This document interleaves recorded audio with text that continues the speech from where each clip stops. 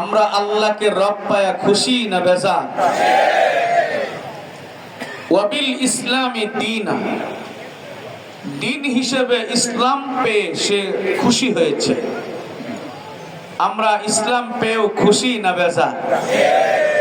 ওয়াবি মুহাম্মাদিন নাবিয়্যা ওয়া রাসূলা, মুহাম্মদ সাল্লাল্লাহু আলাইহি সাল্লামকে নবী এবং রাসূল হিসেবে পেয়ে সে সন্তুষ্ট হয়েছে। মূলত আমরা তিনটা বিষয় পেয়ে আমরা খুশি না বেজার? খুশি।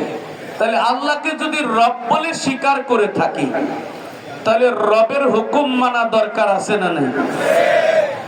রবের কিছু মানবো আর কিছু মানবো না, সব মানতে হবে, সব মানতে হবে। আমার রব কি করলে খুশি হবে সে কাজ আমাকে করতে হবে। কি কাজ করলে আমার রব বেজার হবে সেই কাজ থেকে আমাকে বিরত থাকতে হবে। প্রিয় হাজিরিন, ইসলামকে আমাদের ধর্ম হিসেবে যখন গ্রহণ করেছি, ইসলামের প্রত্যেকটা হুকুমকে আপনাকে আমাদের মানতে হবে। وَمَن يَبْتَغِي غَيْرَ الْإِسْلَامِ دِينًا فَلَن يُقْبَلَ مِنْهُ وَهُوَ فِي الْآخِرَةِ مِنَ الْخَاسِرِينَ। আল্লাহ বলেন, যেই ব্যক্তি ইসলাম ছাড়া অন্য কোনো আদর্শ তন্ত্র মন্ত্র মানলো, তার কোন আমলই আল্লাহ কবুল করবেন না, কিয়ামতের ময়দানে ক্ষতিগ্রস্তদের অন্তর্ভুক্ত হবে। যারা ইসলামকে মানে তাদেরকে বলা হয় মুসলমান। আমরা সবাই মুসলমান। বাংলাদেশের 90% মানুষ মুসলমান। এ কথাটা যেমন সত্য, বাংলাদেশের 90% মানুষ ইসলামকে ভালোবাসে না। কয়েক পার্সেন্ট মানুষ ইসলামকে ভালোবাসে, ইসলামকে ভালোবাসে না। মুসলমান হওয়া এক জিনিস, ইসলামকে মহব্বত করা আরেক জিনিস। মুসলমান তো হইছি, প্রশ্ন করবে হুজুর আমরা ইসলামকে মহব্বত করি না, ইসলামকে ভালোবাসি না, তার প্রমাণ কি? তার প্রমাণ 54 বছরের বাংলাদেশের শাসন। যদি আমরা মুসলমান ইসলামকে সত্যি ভালোবাসতাম, রাষ্ট্রীয় পর্যায়ে আমরা ইসলামকে ক্ষমতায় নিয়ে যাইতাম। কিন্তু রাষ্ট্রীয় পর্যায়ে কি আমরা ক্ষমতায় নিতে পারছি? রাষ্ট্রীয় পর্যায়ে ক্ষমতায় নেওয়ার জন্য যেই সমস্ত ইসলামী দলগুলো আন্দোলন করেছে, নির্বাচনে প্রার্থী দিয়েছে, আপনারা কি তাদেরকে ভোট দিয়েছেন?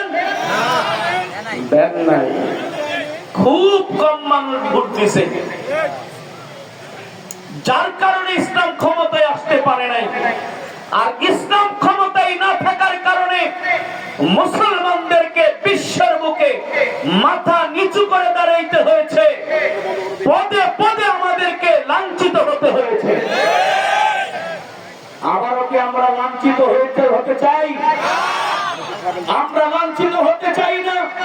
ইসলামকে সত্যি যদি ভালোবাসি, আগামীতে আমরা ইসলাম ছাড়া কাউকে ভোট দেব না ইনশাআল্লাহ। এই বিশাল মাহফিল আমি আপনাদেরকে বলছি, শুনে রাখেন, আগামীতে বাক্স হবে দুইটা। কয়টা? একটা হবে ইসলামের পক্ষের বাক্স, আর একটা হবে ইসলামের বিপক্ষের বাক্স। যারা মুসলমানরা তারা ইসলামের পক্ষের বাক্সতে সিল মারবে। কথা বলেন ঠিক না ঠিক?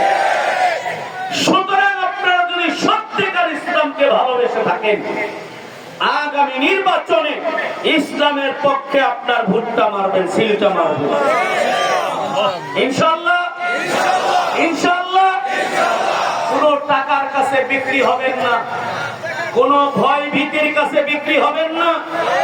আমাদের চরমনাই হুজুর যাকেই প্রার্থী নিযুক্ত করবেন, ইসলামী দলগুলো মিলে যাকেই মনোনীত করা হবে ওকেই আমরা ভোট দিব ইনশাআল্লাহ। মুনাফিকি করব না, রাজি ইনশাআল্লাহ। আমাদের মধ্যে মুনাফিকের অভাব নাই। আমাদের মধ্যে মুনাফিকি আছে না নাই? মুনাফিকি করা ভালো না খারাপ? খারাপ। খবরদার নবীজি মুনাফিক সম্পর্কে একটা কথা বলেছেন জানেন? কাশাতিল আইরাতি। নবী বলেছেন মুনাফিক হলো বাওয়াইন্নে ছাগলের মতো। বাওয়াইন্নে ছাগল চিনেন? একবার ওই পাড়ার কাছে যায়, আবার ওই পাড়ার কাছে যায়। কিছু কিছু মুসলমান আছে দাড়ি টুপি ঠিকই আছে, 5 ওয়াক্ত নামাজ ঠিকই আছে, সিল্লা ঠিকই দিছে, পীর সাহেবের মুরিদ ঠিকই হইছে, একবার এখানেও আসে আবার ওদের সঙ্গে যায়ও মিল দেন। কথা কোন আছে না নাই? এই চরিত্র হওয়া যাবে না। আমরা উদখুলু ফিস-সিলমি কাফা, আল্লাহ বলেছেন ইসলামে যখন প্রবেশ করেছিস পরিপূর্ণভাবে প্রবেশ কর, আমি আল্লাহ তোকে দুনিয়াতেও সম্মানিত করব, আখিরাতে জান্নাতের মেহমান বানিয়ে দেব। আল্লাহ আমাদের সবাইকে খাঁটি ঈমানদার হওয়ার তৌফিক দান করুন, খাঁটি মুসলিম হওয়ার তৌফিক দান করুন। কোন আলেম যদি দেখেন ইসলামী দল বাদ দিয়া কোন ইসলামী দলের পক্ষাবলম্বন করে, এমন যদি দেখেন তাদের পক্ষে কথা বলে, তাদের পক্ষে যাওয়ার জন্য বলে, তাহলে বুঝে নেবেন ওরা একটা টাটকা শয়তান, ওটা আলেম হইতে পারে না। কথা বলেন না কেন? সে কি হইতে পারে না? আলেম হইতে পারে না। আল্লাহ আমাদের সবাইকে সহি বুঝ দান করো, ইসলামের পক্ষে আগামীতে নয় মৃত্যুর আগ পর্যন্ত ইসলামের পক্ষে থাকার তৌফিক দান করো। আপনাদের মধ্যে অনেকেরই ধারণা আছে, আমি এর 1 মিনিটে শেষ করছি, হুজুর বসে আছেন, অনেকেরই ধারণা আছে কালকেও এক আলেম আমারে বলতেছে, আলেম আলেম আলেম সব বলতেছে ভোট দিব সেইখানে যেখানে ভোট কাজে লাগবে। কি লাগবো? কাজে লাগবো, সেইখানে ভোট দিব। তার মানে উনি বুঝাইলেন ইসলামী দলের ভোট দিলে তো পাস করবো না, এটা তো আর কাজে লাগবো না, এটার ভোট দিয়ে হবো না। একজন আলেম এই কথা বলার পর আমার বিশ্বাস করেন আমার পায়ে রক্ত মাথায় উঠে গেছে। আমি তার চরম পর্যায়ে বকা দিলাম, তুই ইলম শিখে তুই আল্লাহর সঙ্গে আল্লাহর ইলমে তুই ইলমগিরি হস নাই, তোর ভিতর আল্লাহর ইলম নাই, তোর ভিতর শয়তানের ইলম আছে। কথা বুঝে নাই মনে হয়? আচ্ছা, ভালো কাজ যে করে সে ভালো কাজ করলে ভালো কাজের কি পায়? ফল পায়। একজনকে ভালো কাজ করাইলে ভালো কাজের সে প্রতিদান পাবে না পাবে না? খারাপ কাজ করাইলে সেটাও পাবে।